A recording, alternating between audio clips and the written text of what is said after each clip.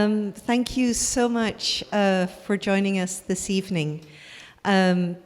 We are obviously here with Tabitha Arnold, and I'd like to thank Tabitha for coming all the way from Philadelphia to join us this evening, and also Tom. I would like to say what an enormous pleasure it is to have Tabitha here in person. We discovered her work very early on in this project, and it was work that we found really interesting because of its references, because of its uniqueness, and because also of Tabitha, your great youth. And it was really exciting to discover your generation being interested in these questions of fiber. So thank you very, very much. The format for this evening, sorry, I should have introduced myself. My name is Sara Cochran. I'm Chief Curator here. I co-curated the exhibition upstairs with Eric Fischel, and it was great fun. The format for this evening is that Tabitha is going to run through some slides, and then we are going to have a conversation. We are quite a small committee tonight, so if we wish to make this more of a kind of roundtable discussion, we would love for that to happen. So just know that if you have a burning question, please don't be shy. And with that, Tabitha, thank you, and take it away. Thank you. So Sara asked me to put together just a little 10-minute or so grounding kind of presentation about the work before we talk about our questions today. So I thought what I was going to do just to summarize things into 10 minutes is difficult, so I thought I would just sort of show you about 5 years of pieces of mine or some of like the prominent work from the past few years and explain some of the ideas behind them and a little bit of how I got to them, but then I think we'll get more into my background and some of the more specific questions that people might have once we get into the talk. So I wanted to start just with some studio shots here. So this is my little studio corner in Philadelphia, and there's a work in progress on the left from earlier this spring when I was finishing one of my pieces that is now at Glen Ford, where I was doing a residency last year. And here is just from a couple days ago, my little studio visit corner. When I had some people coming by, I had my work up. So you can sort of get a sense of maybe some of the scale of these pieces from that. And you can also see on the bottom of the rightmost picture is a work in progress, and that is where that little pillow, the yellow pillow, is where I'd be laying on my stomach to work on it. So yeah, they're really glamorous behind the scenes for you. So we'll start with this piece from 2018. This is the first time I was using punch needle to do embroidery. So I wanted to introduce with that because a lot of people don't understand the process that I'm using. It's kind of a confusing object for people because punch needle is typically what people would use to make a tufted object. So they're showing the side with the loops or the pile, and it's fuzzy, and it, typically, like if it's a craft, like a rug meant for walking on, then that's the fuzzy side for your feet to be very soft and plushy. But when I was using it and experimenting with it, I found that the back of the piece can be very detailed and tight, and I really enjoyed sort of using it as fast embroidery rather than using it as a fuzzy, sort of more abstract kind of way, showing the back of or the front of the piece.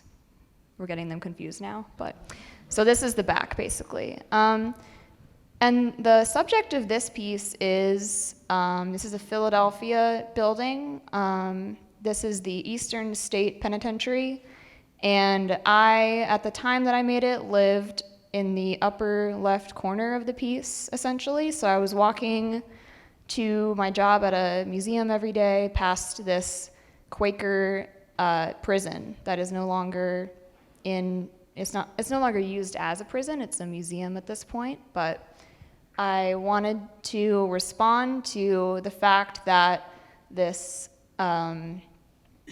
punitive kind of panopticon piece of architecture is still very prominent in the city, in my neighborhood, and I found it so interesting how after the prison was built, the city and the residential streets grew outward from Philadelphia and grew around the prison, and now it just exists as part of a community. So that was one of the first pieces I made in that medium. This is another one.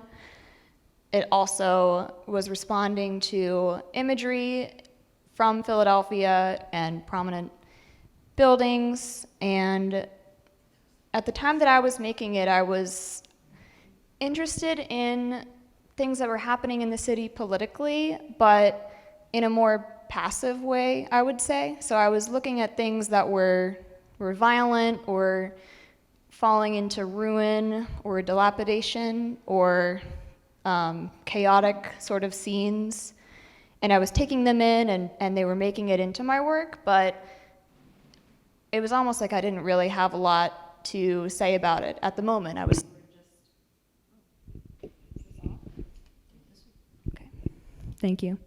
I was sort of just I was observing and taking in this this fraught atmosphere that as I was becoming more aware of the political scene. And this would have been 2018, and I had just graduated college in 2017 with a painting degree, and I was out in the world, I was working, and I was starting to, I think, come of age politically. You can kind of see that through the work. And I wanted to show you some of these Afghan war rugs.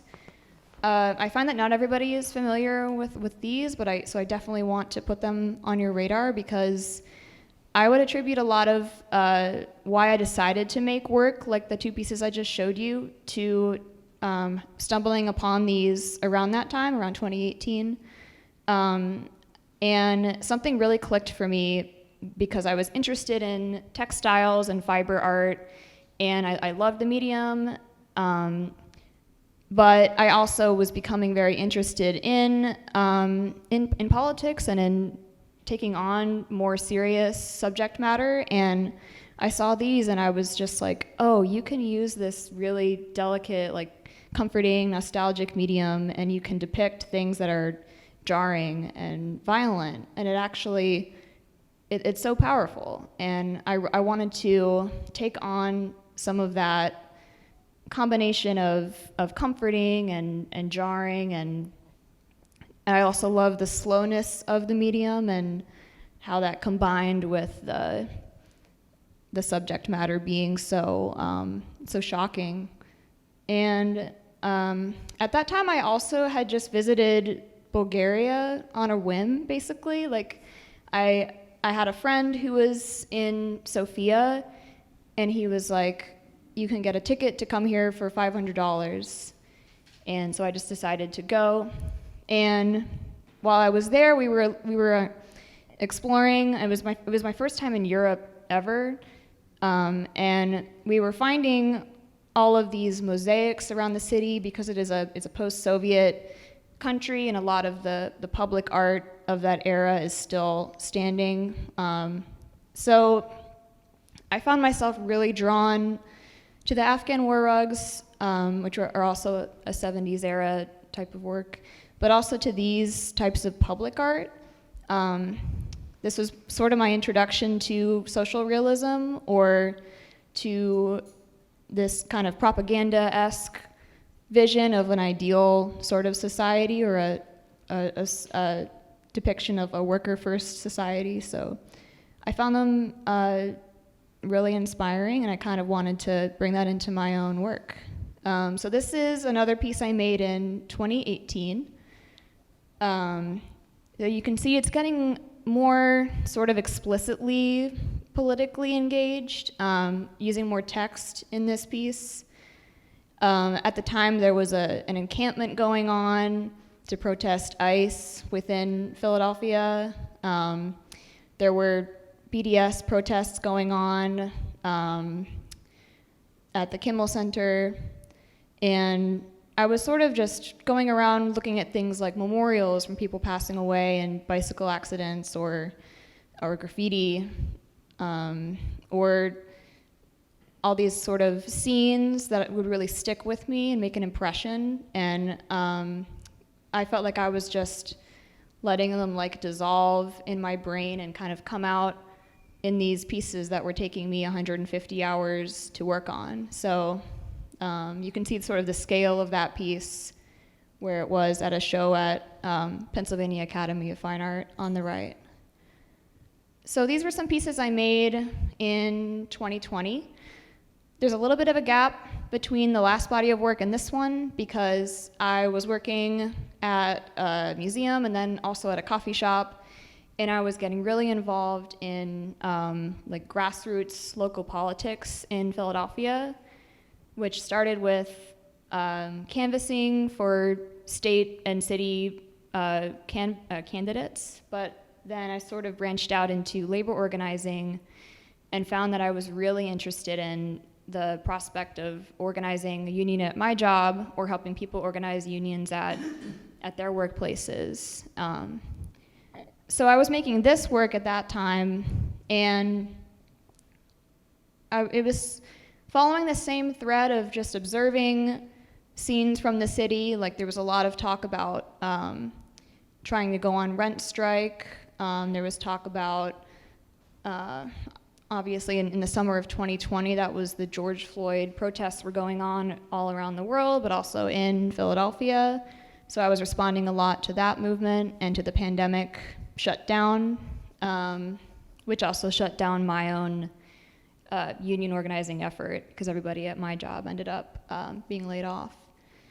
So at the time, I was using my art skills on a very practical level to try to do work for the organizations I was organizing with. So if people needed a flyer or some kind of agitational material or an illustration to teach people how to do something or get people to come to some sort of meeting, I would volunteer because I was like, I know how to draw, sure.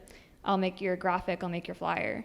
So these are a couple of things that I did around that time, and I didn't think much of it at the moment. I was just seeing it as volunteer hours. I was doing what I could do, just the same as somebody who's really good at public speaking is doing what they can do, talking at an event. But something I think again clicked for me in that moment, that I really enjoyed this very overt style of work, communicating like a motivational or an aspirational idea to the person seeing it, and I liked the idea that I could share a political message and get a lot of attention, and even help people feel like they had some agency and could do something on their own. And I was looking at protest art. I particularly got really interested in Palestinian liberation art and wanted to take a lot of the motifs I saw in these types of posters, which I think the reason that these ones in particular had a hold on me was because I saw so much positivity in these pieces, where often with political art I feel that it can be very negative, and there's a danger of getting hopeless or focusing on how bad things are. But I found that a common thread between a lot of the political art that I have been interested in is that it is a very positive sort of uplifting of the person that it's speaking to and appealing to their being part of a society, being strong and being worthy of something like liberation or power. And then we segue to something completely different, which is another visual style or influence a lot of people have noticed in my work is iconography. So I wanted to show you a couple of these Byzantine icons. And the source for these, I think, is partially because my dad is Orthodox Christian, so when I was growing up, he took me to church with him, and I was always looking at these icons, which is part of how they have their church services, is they venerate icons. And I was like, I hate these, they're not good at drawing, I don't understand. But as an adult, I came back to them, not in a religious way, but I noticed as I was on a path seeking a way to communicate narratives and also values or ideology, I realized that icons are extremely good at communicating this. And I also was so interested in the idea of sainthood or the idea of martyrdom and how that is such a common theme in Christian art. And I wanted to play with that as a sort of seeing myself as some sort of historian, and if I'm going to recount a scene from a political moment or a protest or a labor union effort, I wanted to question the idea of who a martyr would be in that situation, who would be sainted in the recounting of those stories. So I borrowed a lot of that from iconography, a lot of that visual language. And this is a piece I made at the end of 2020. So this one it refers quite a bit to protest. It also refers to labor, both sort of masculine type of trade labor, and then also like the historically feminized domestic labor, and then references to activism, and then you can see these Christian motifs kind of sneaking into it here with halos and with angels. And I went to the beach to take a picture of it because I just didn't have a white wall, but people responded really well to the outside photos. That's something I continued to try and work with. This is another one I made a couple months after that. This one is more specifically about a picket line during a strike or a union drive.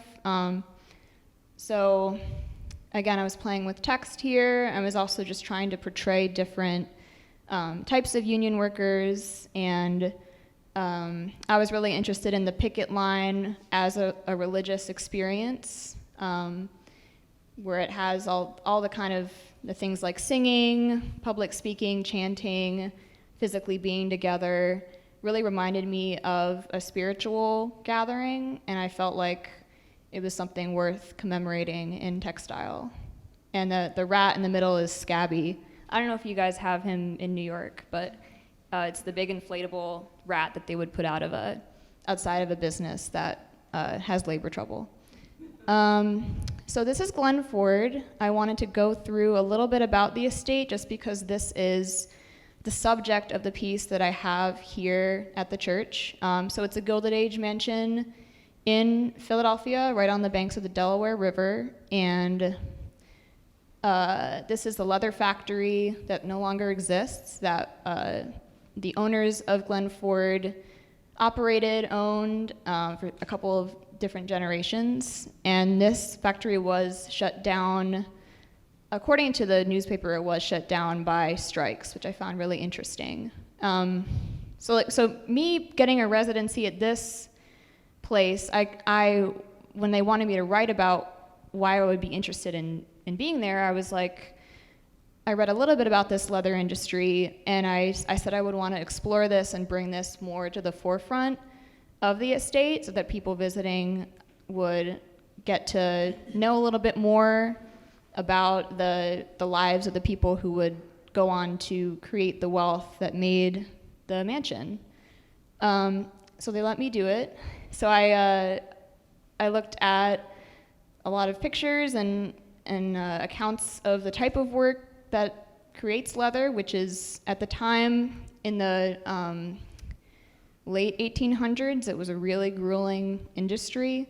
They didn't have, at that point, the chemical that removes hair from hide, so they had to use pigeon feces to remove it, which made it one of the most unpleasant jobs you could possibly work at, and it was compared to coal mining for being just one of the worst possible jobs you could have at the time. So the people who worked there were often Polish immigrants, and They were some of the lowest class, uneducated type of laborers, and that was one of the only choices they had for work.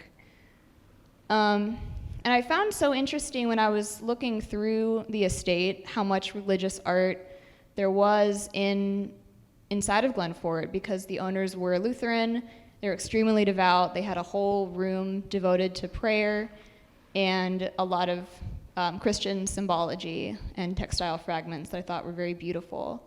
So this is, on the right, one of the angels that I would appropriate into my piece. They also had a lot of leather equipment, which I found super interesting. And this is a really special image on the right because they let me go through all the closets at Glenford and just go through all of their stuff, which was pretty amazing. And I was just looking through a book one day and I found this poem that was typed by one of the owners of Glenford, the last owner, I believe, who died in, I think, the 1960s. So she would write her own poetry, and at some point she wrote a poem about her fantasy of leather making, which I thought was so beautiful because she was like yearning for the experience or to understand what it would be like to make leather, but also kind of fetishizing how it would be from her position of not having to work. And then she stamped it into the book with this this logo of her family's factory. So I thought that was amazing. And this is some progress shots of that piece. So when I work on it, it's on a stretched canvas, basically. I'm using a lot of my painter knowledge because that's the only art training that I have. So I learned that you could stretch the backing for rug punch just like a canvas. That's what I do. And I start from the bottom up and kind of build on it. And this piece, I planned out a little bit ahead of time, but typically in my work, I will not plan it out very much because if I think about it too much ahead of time, I just won't do it. It's either too boring or too overwhelming. So this is what I do. I feel like I need some room for discovery in the process, and I need to make decisions about colors, especially based on what's already there, what I feel like it needs on a more just intuitive basis. And you can see the development of this hole, or the 3 holes in the piece that I would later be cutting out and peeling forward. So they're definitely, it's a little bit of a lie because it's designed to look like the back is peeling forward, but really it's me making those areas upside down and backwards so that when they are peeled forward for you, they're more detailed in the style that I like. So here's how it looks in the prayer room at Glenford. I thought I had a better, I don't have a picture of the rest of the prayer room. I thought that I did. But yeah, the finished piece, I found myself reflecting a lot during this piece about the Protestant work ethic that I thought was very obvious in things like that poem that I found, and sort of the relationship between religion and labor in general kept coming up in my research about Glenford and about the neighborhood it was in. So I thought it was so interesting that the devoutness of the estate owners would sort of comfort them about their societal position and make them feel like they were good because they were devout. And then the people working in the factory were also turning to religion. They were very Catholic, and they were finding a lot of comfort in going to church as their community, as their spirituality, and that would help them rest and recover from the difficulty of the job. And in general, I also was noticing, even for myself, how much my personal relationship with working with labor was really intrinsically connected to having been raised in a very religious community. So I felt like my propensity to push myself until I was overworked or suffering or feeling like I was never doing enough and I always needed to be doing more, felt like it was coming from a very religious kind of seed that had been planted. So I was doing this project and also kind of trying to understand that about myself at the time. And the result is this piece, which I set up in the prayer room, and I really love that it's this sort of hidden away part of the estate where people can go and spend time very intimately and alone with the piece. And I ended up placing that poem inside one of the holes so that people could read it while they were there. And I'll talk just a little bit about the second set of pieces I made for Glen Ford. They are not here, but I basically wanted to capture the landscape of North Philadelphia, which is very deindustrialized at this point, but many of these buildings at the time that Glen Ford was really roaring, they were used for various manufacturing, textiles sort of purposes. And then I also looked a lot at the church in Bridesburg where the workers of the leather factory would have gone, the Polish Catholic Church. And I was really captivated by the cutout images on the doors. And I was also thinking a lot about the gates of hell, which we have one replica of that in Philadelphia by Rodin. So the pieces that I ended up making for the second set of Glen Ford artworks were a response to the gates of hell, and also sort of an interior and exterior view of the estate. So I was trying to show types of labor and people moving up this metaphorical ladder toward salvation or success or working off debts through their hard work, the sort of bootstrapping mythology that I was dealing with at the time, even just in my head. And again, was going back to the idea of martyrdom and of sainthood and thinking about the stained glass window, the factory window, and the silhouettes of people doing these different types of labor in those vignettes. So this was shots of the opening at Glen Ford where I had it temporarily installed just on a landing.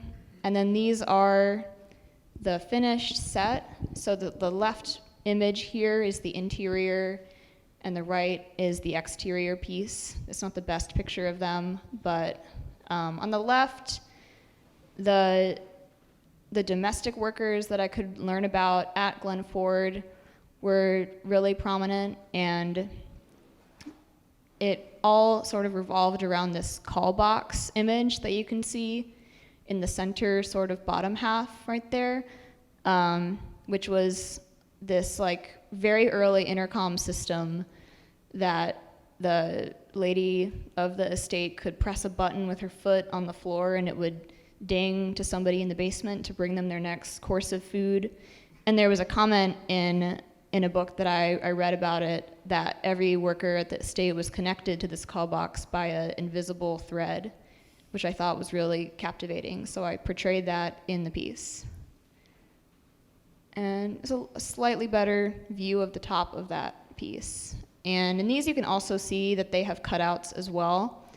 And that was more to mirror the Bridesburg church.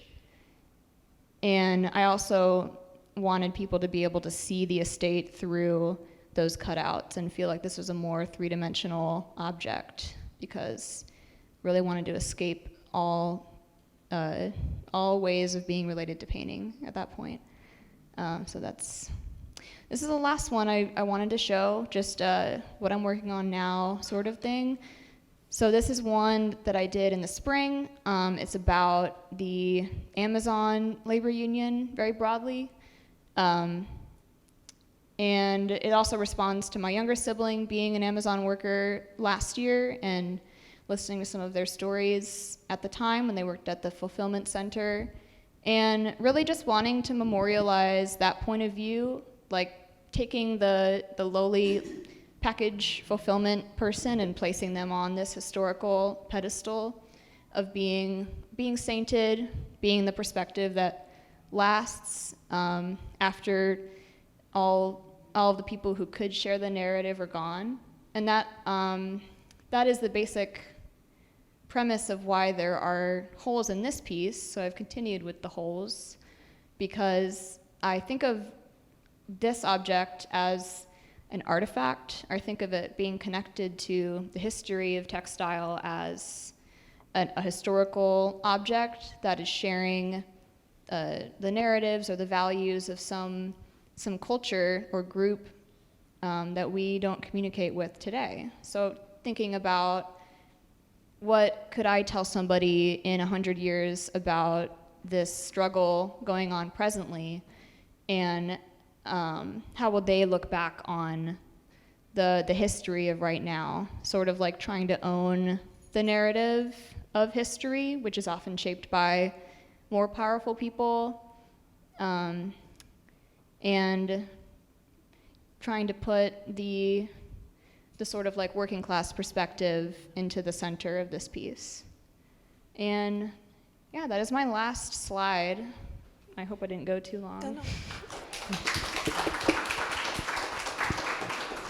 So I'm really struck by what you said about kind of the finding the positivity in politics. And it strikes me that looking at your sources, both which are political and the religious ones, there's a kind of desire towards a universal message. And I'm wondering how conscious you are of that as you're working. Well, what do you mean by a universal message? There's a stylization. So there's, I mean, especially looking at one like this, there's sort of the power of numbers. But there is a way that, I mean, both the political work and the religious work you were showing us is about a visual communication. And so these works seem to me to also be talking about that power in numbers, and also the idea that life can get better. Yeah, I mean, collectivity is a really important theme for me in all of my work, and that is sort of the premise of unionization that I find so captivating and that I want to make art about, is the idea that we are, in America, extremely individualized, and that is a reason why things are so bad, I think. That people are very atomized, and it seems like every year get more and more alienated as there's less and less need even to go to the grocery store and interact with a cashier.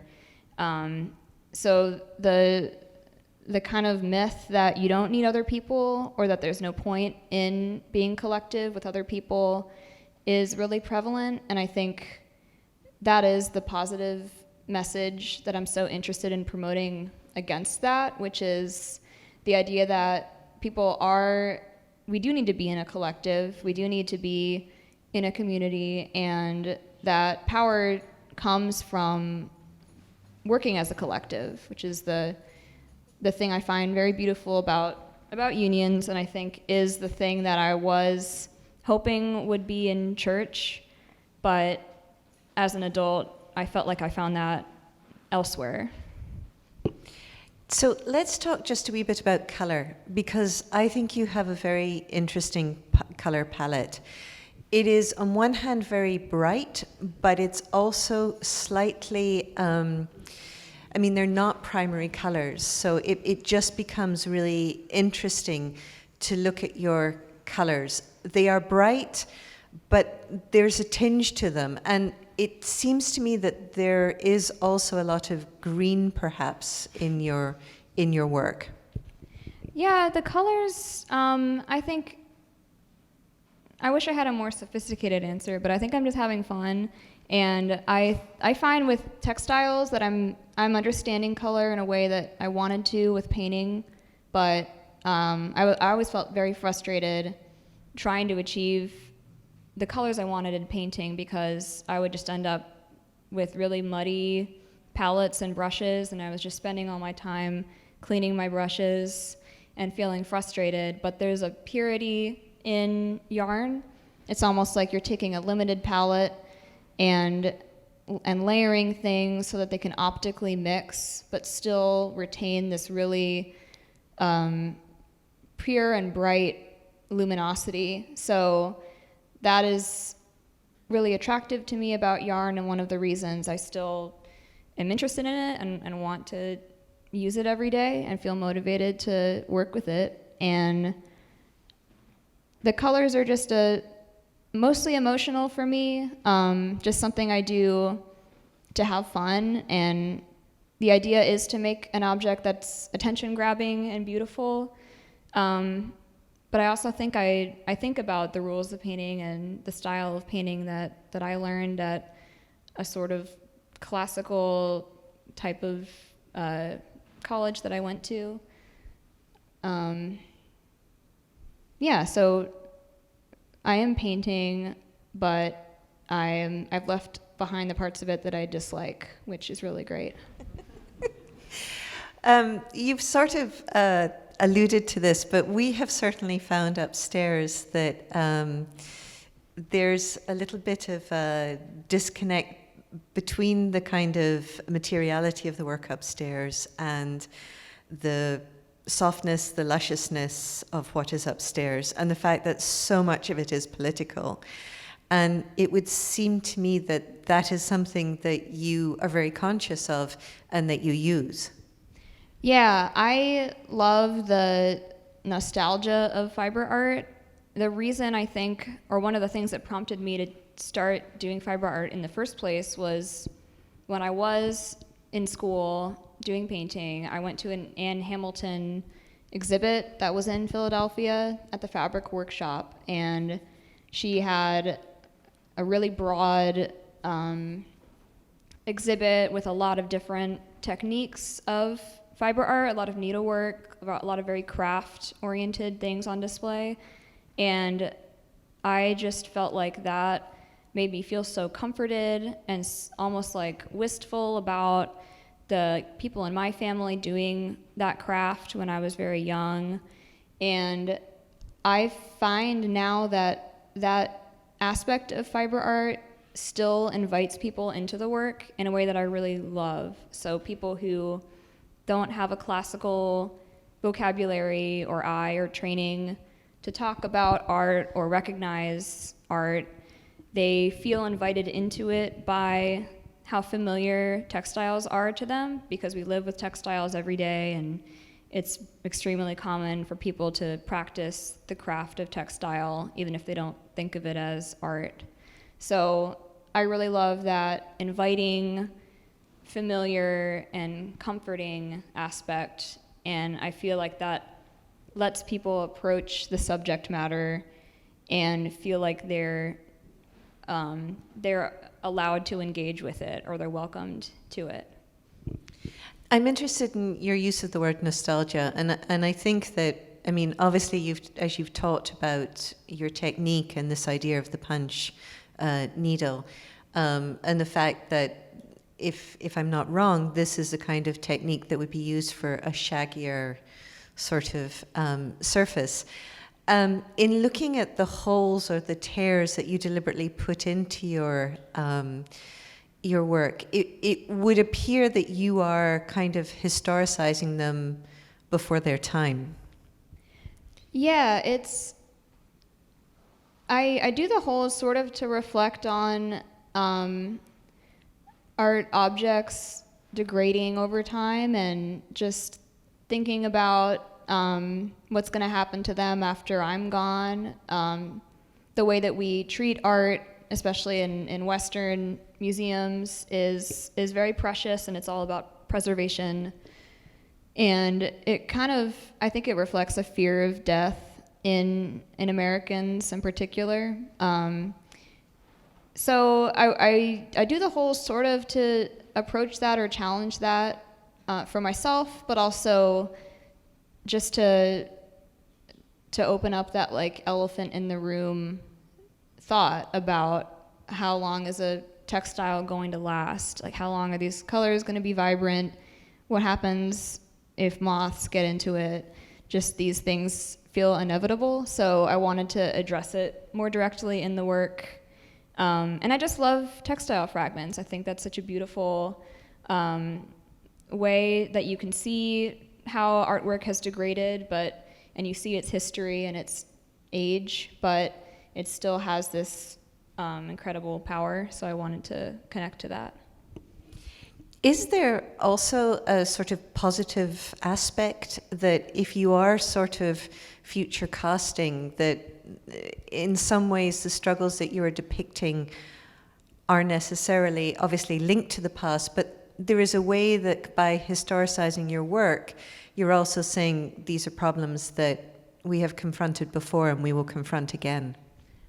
Oh, yeah. Well, that's a really good way to put it, I think. Like, I think a lot about how history rhymes, and so much of my confidence in like the struggles that I've been a part of has come from learning about history and understanding that we've actually been in this position before, or in a position very similar politically, and seeing how people in the past have done exactly what I've done, and there's a precedent for it that gives me a lot of hope. So yeah, I try to strengthen that narrative that these things are cyclical, and political events are cyclical, and that is a good thing. And of course, weavers, because they had a specialist knowledge, and because so much of weaving was also to do with what was going on with individuals who were in some ways, in Marxist terms, they owned their own means of production because they had a skill. And there is such a long tradition of weavers as revolutionary forces throughout both America and also Europe. Is that comforting, and is that how you sort of see yourself as a kind of activist weaver?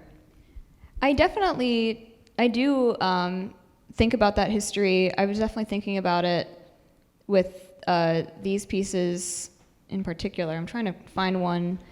You can see in the bottom left here, maybe, that there's a loom weaver at work in that window, but I've learned a lot about the radical history of textile workers and how much that has shaped the American labor movement in particular. And yeah, I think it's amazing to think about that like industrial side of weaving, and also it's sort of depressing too to think about how we've gotten to a point where weaving is one of the most exploited crafts. The textile industry is so undervalued, and when you learn to weave, I think it's a little bit radicalizing, or learning to sew as well, because you realize that making a t-shirt or weaving a blanket takes 1 million hours and is so hard. And I think about that that contrast with my work being fine art, and the sort of skill that I put into it compared to the skill of somebody who weaves yards upon yards of fabric in some East Asian country and doesn't make money from it. So yeah, it's a big overlap, a big theme to get into, but the history and politics of weaving are super interesting. And you've talked also about your frustration with the kind of media and what media focuses on and doesn't focus on. You've mentioned the time that these works take you. Is this a way of trying to slow down the kind of 24-hour, 7-day-a-week media circus? Yeah, that is a big frustration for me. It's sort of a two-part, I think, question that you've asked. So that the first part being, a lot of it is about who frames the narrative of what's going on, and me personally feeling really frustrated that if I'm working on something some union campaign or labor struggle in Philadelphia, then a reporter might cover it and only interview the boss. And just like the power of that narrative being held by somebody else would make me feel very helpless. So I would make the work as a kind of reaction or a way to try to own or capture what I thought was going on or what I actually witnessed and wanted to prove that I saw. So a way of making myself sane or keeping myself sane as well. And the 24-hour news cycle kind of thing also, I think, the practice of fiber art for me really helps with that because the work takes 100 hours or more, and that gives me time to really understand what has been happening in my life that is important enough to go into an art piece. And if I wasn't doing that, I think I would be so totally overwhelmed. So as a personal practice, the tediousness of the work really helps me understand what moments or events or images are important. Like, it's almost like a backwards process where I realize what's important after it's there, and I'm like, oh, okay, I guess that had to be there. So, yeah. So that brings us to a kind of thorny issue, and I think it's a really interesting issue, which is about representation and propaganda. And I mean, there's always interesting ways of, I mean, we live in an age of popularism. We live in an age where, unfortunately, sound bites are more important than in-depth, long-form journalism. And we live with an organ of propaganda as one of the sources for news for a large part of the population. If you think about sort of social realism and the way that that was used, and to a certain degree, if you think about the fact that icons and so much religious iconography was done because, you know, the populace was not allowed to read the Bible, therefore they were being fed interpretations of the Bible. I wonder for you where you think lies this difference between investigation, representation, and propaganda. Yeah, that's a super interesting question. I've been excited to talk about it. So, yeah, I think that I personally like to embrace propaganda as a word for what I'm doing. I think a lot about bias, and it's something that really has drawn me to things like social realism, to Soviet era art in particular, is that from an American standpoint, learning about history in America, we're very clear that that is propaganda. That label is very freely applied, but that label is also, I don't think it's equally applied to other types of media, especially the media here in America.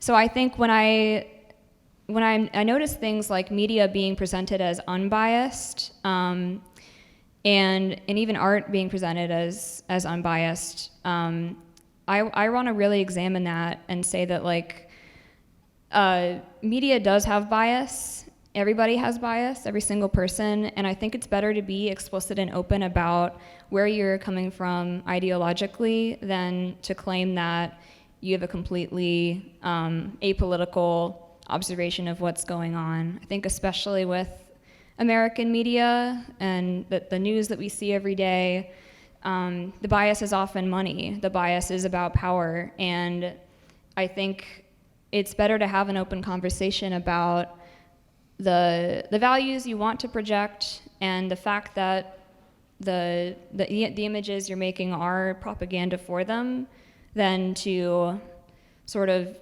be disingenuous and say that this has no political agenda or this is apolitical. Like, I think about how instead of mosaics or murals or sculptures in America, in our public settings, we have advertising. And how is that not propaganda? Or people grow up playing video games that are funded by the Department of Defense, and how is that not propaganda? So I'm not afraid of using the word propaganda. I just think it should be more explicit and it should be part of the conversation. So I think that's a super interesting question. I mean, most of the European papers, the political bias of the paper. And, they will say that, one is more left-wing, one is more right-wing. But I would say the margins are smaller. So what people agree on is perhaps easier.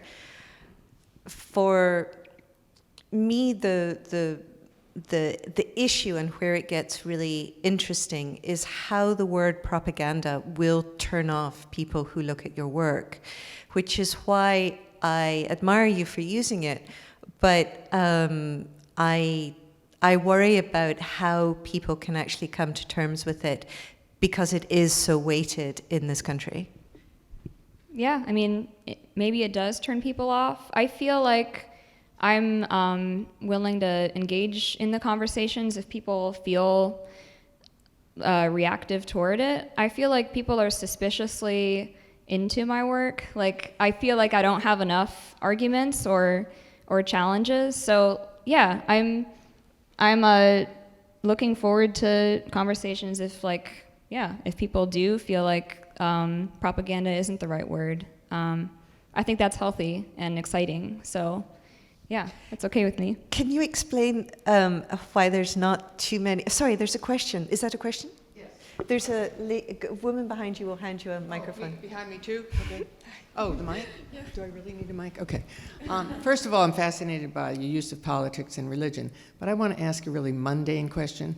How do you do needle punch? Oh. And is the canvas blank when you start? In other words, there's nothing on it. Yes, that is true. So what you see here, that backing on the left where it's at the top, not completed, that is just how it looks. I typically would draw on it with a marker, and then if I draw on it at all, and then fill it in with yarn. But punch needle is, I think it's like a relatively new tool in like the grand history of fiber art, and it's I should have just brought it with me. It's just a little wooden tool. It's basically a hollow needle. So yarn goes through the tool and out the tip, and when you poke it through a backing, like a loosely woven linen backing, you poke it through and it leaves a stitch. So it sort of is like embroidery but more direct. In sort of a painterly way. So is it looping? Is it looping on the back? It's looping. Yes. Okay. Great question. I should address that more, definitely.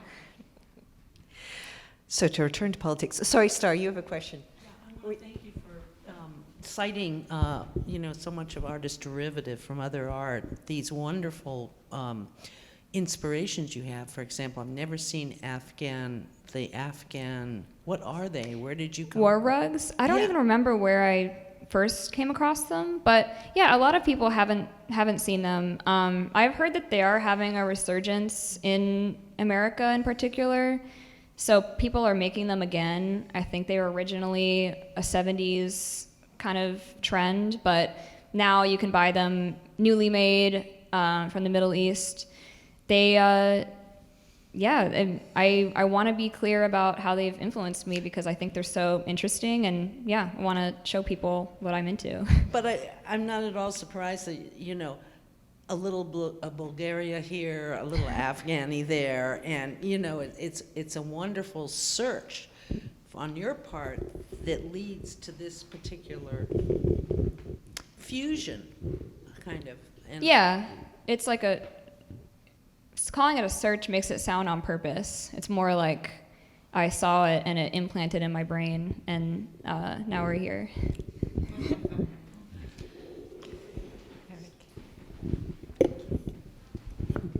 Yeah, thank you very much for going through the reasons and the process, and so it's totally fascinating to me.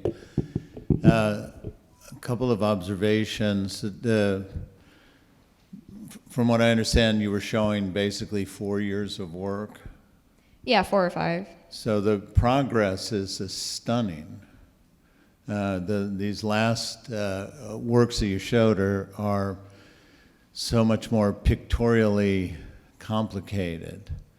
And the earlier work was like a very straightforward figure ground drawing kind of thing, and the way you've integrated background, pattern, color shifts and stuff like that make for just an incredibly rich experience visually.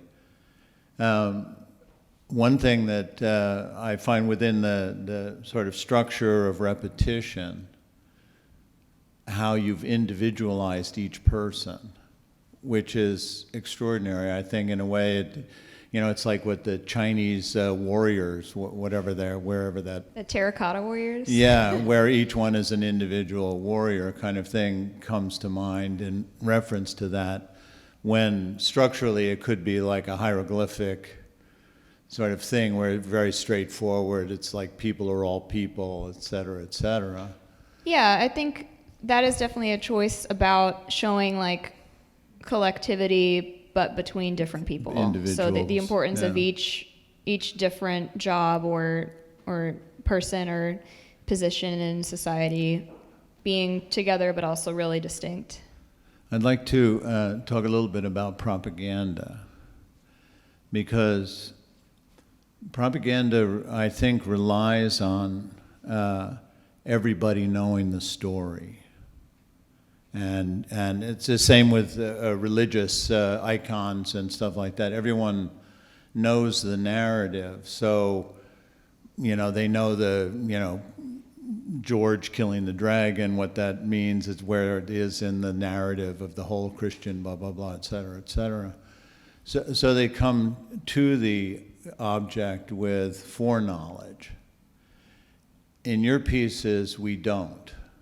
You're actually starting to tell a story that is not particularly well known, so it can't stand as propaganda. It's more fresh narrative that draws on history as a way of telling its full story, and telling it in a way that uses the format of propaganda. But again, as I said, the experience that I've had with the piece upstairs and watching these is one in which it's a total discovery, both through the originality of how you structure the narrative and the curiosity that I bring to it, like, what does this mean? Why am I looking at this? Et cetera, et cetera. And so I wouldn't try to lean too heavily on the propaganda thing, because it's more radical without it, actually. Thank you. Well, I'm not going to touch the propaganda thing, but I'm thinking about the universality, the universal aspect of it. And I think that by looking at your work and hearing the stories about our contemporary times and situations that are happening is actually informing me how to look at art from a long time ago. So I am thinking about motifs from famous temples that are falling apart and other friezes and so forth. But I grew up going to Catholic school and being in Catholic church a lot, and a lot of the expressions of the Stations of the Cross and things like that, and how suffering was illustrated. And anyway, I'm seeing things in a new way and just acknowledging that. That's nice to hear. I have 2 more questions for you. And this one, I am really interested to hear what you would say about the fact that, you know, you have worked throughout your career. You have been profoundly involved in union organizing. You have very progressive politics. And I'm really interested to know, now that you are in the art world and perhaps worse in the art market, how do you kind of, I mean, that throws a whole different light on the idea of the economics of what you're doing. Yeah, that's a great question, and something as a contradiction I've not figured out, so I'm happy to talk about it. But yeah, I feel like I work really hard to make pieces that are legible to somebody who is not part of an art market, so that somebody who doesn't understand art at all, who doesn't have a lot of money, can read them, can understand them, and that is the audience that I think I treasure the most, or try to keep in mind the most when I'm making the work. But then there's the contradiction of I spend so many hours on the pieces, I spend money on materials, and then I have bills to pay, and the finished object ends up being too expensive for somebody, honestly, most people I know, to buy. And that is a weird contradiction. It's something I am still trying to navigate. One thing I do is make prints of the work and keep them real cheap so that people can buy them, and I've gotten a lot of satisfaction out of that. I love the idea that everybody can have an image in their home. But yeah, looking toward the future in the art market, I also have been thinking a lot recently about how fiber art is made on a larger scale. I had a really interesting conversation about this with some fiber artists at a residency in June, and we all were talking about how the work just takes so long that when you get to a point in your art career where you need to fill a giant room with huge sculptures, which I think is the trajectory of a lot of my favorite fiber artists, you end up having to hire other artists, or worse, volunteers, and they come in and make your work, and then I personally, and I know other artists, because we've talked about it, feel weird about the idea of that work being made by so many fellow young artists, emerging artists, and then going out and only having one name on it, or being sold and all of the profit going to one person. So I'm kind of excited about the challenge of how to go forward as an artist and think of labor differently within the art making context. Like, could I hire other artists and we all split the profit equally? Could I hire other artists and we're a collective of 100 people? And I think that would go against what I was sort of saying about the individualist way that things are done in America, and the way of that an individual is supposed to become this celebrity genius, and the work that produces them is less talked about or not really shown.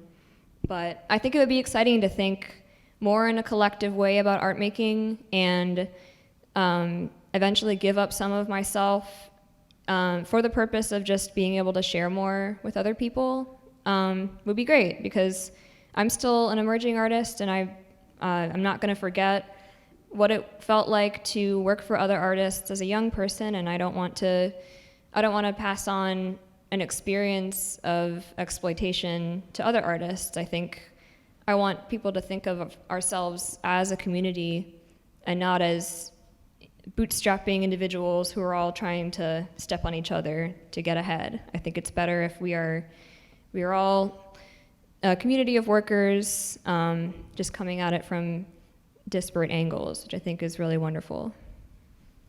Upstairs, we have just examples of Judy Chicago named her 2 collaborators. I noticed that. I thought that was Yep. wonderful.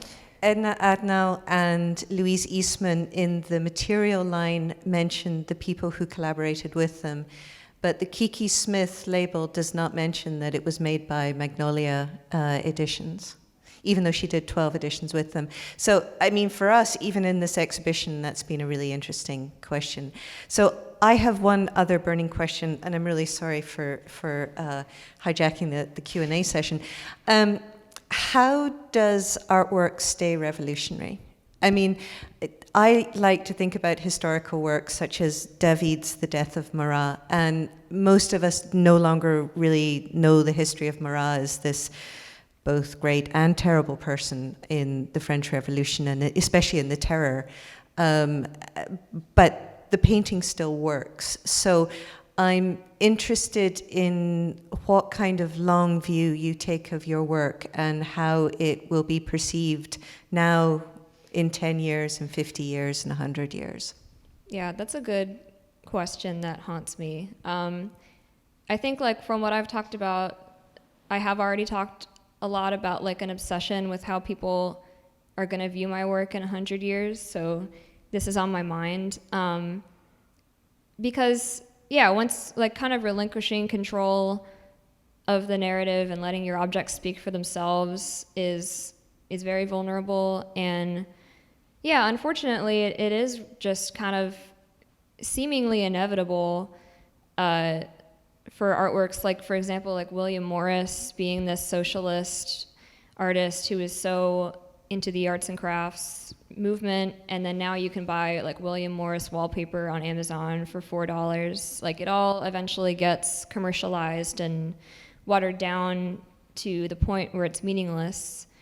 So I think it's hard to avoid that, but I think, like, the best thing that I can do is go back to these historical examples that have inspired me and try to keep that alive for my generation, and remember the radical history of many of these artists, and try to teach it and share it. And I hope that somebody else does that for me, but at some point it is out of my hands, so we'll see what happens. Are there any more questions in the room? I would just make one comment. I feel like you're totally reviving an almost, hi, thank you, an almost a dying art form, the tapestry, and you're taking a lot of the historical tradition of it and giving it a very new life. And I think that's a great way to keep the art alive. And you're using some of the same, I mean, tapestry has always been an artwork of informing a public. It's always been like that, and it's always been one that has been done by both men and women, the weavers. Absolutely. And so yeah. I find that fascinating too, but I just think you're keep doing it. It's wonderful. Thank you. Yeah, I hate to hear that tapestry is dying. I think it's having a hot moment right now, so I hope it stays that way. Well, Tabitha, thank you so much for joining us tonight. Thank you. Yeah, thanks for coming.